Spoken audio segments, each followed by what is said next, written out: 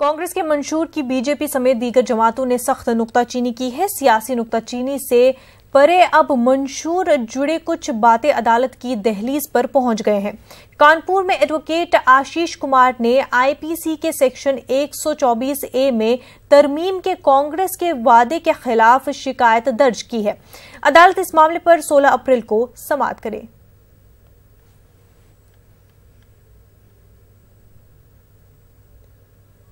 उत्तर प्रदेश के वजीर आला योगी आदित्यनाथ के वायरस वाले बयान का IUML ने सख्त नोटिस लिया है। इसी सिलसिले में IUML के एक वफद ने इलेक्शन कमीशन पहुंचा और योगी आदित्यनाथ की शिकायत की।